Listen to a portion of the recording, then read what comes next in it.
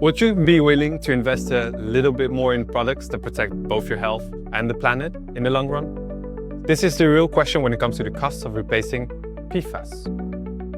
In this fifth video of the ZeroF awareness campaign, we'll take a closer look at the cost of developing PFAS-free solutions and why it matters to both consumers and businesses, and how ZeroF is keeping them affordable without sacrificing quality or the environment. Replacing PFAS isn't cheap. From extensive research and lab testing to final manufacturing, the cost of developing new, safer chemicals can be substantial. Industries worry that passing these expenses on to the consumer, especially for essentials like clothing or food packaging, could lead to higher prices at the register. Many consumers already struggle with a tight budget, so even a small increase in daily expenses can feel significant. Balancing safety with affordability is a complex challenge, one that ZeroF takes on directly.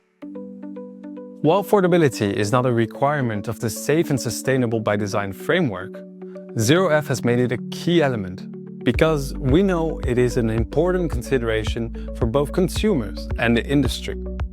So how do we approach this in practice? Hello, my name is Imad.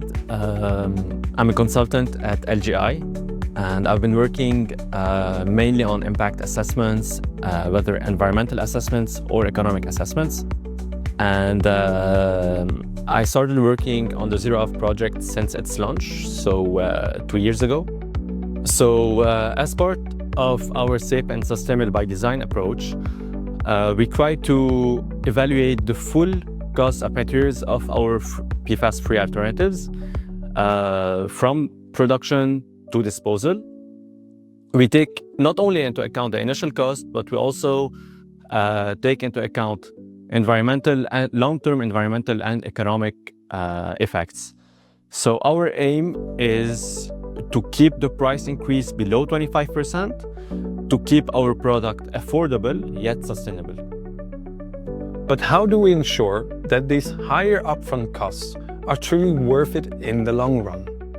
Let's take a closer look at how we evaluate the full impact of these alternatives and why, even with a slight price increase, the long-term benefits make it a smarter choice. Paying a bit more for the PFAS-free alternatives that we are developing may look like an added expense, but in the long term, it can be considered as an investment. Now, how do we know that these investments are worth it or not? We try to analyze the market, we try to do a market analysis, we try to do impact assessments. And one of the main tools that we use is the PESTEL tool, is the PESTEL analysis, which basically looks at external factors in the environment, so political, environmental, technological, legal factors, in order to understand the potential benefits and risks related to these PFAS-free alternatives. So from a regulatory perspective, the EU is moving towards the ban of around 10,000 PFAS substances under the REACH regulation. So naturally, industries will try to move away from these substances and will try to find PFAS-free alternatives. And if businesses move towards these alternatives now, they can avoid non-compliance regulation, fines, and they can avoid retroactive adjustments. As we've seen throughout this journey, replacing PFAS isn't just about chemistry. It's about improving health, protecting the environment, and making smarter economic choices that impact our everyday lives. At ZeroF, we are committed to developing safe, sustainable, and accessible solutions. So if you're ready to be part of the movement towards a healthier, more sustainable, PFAS-free future, we would love for you to join us. Follow us, share our content, and subscribe to our newsletter to stay informed. And if you're part of the textile or packaging industry, don't miss out on our final stakeholder event where we will present our final results.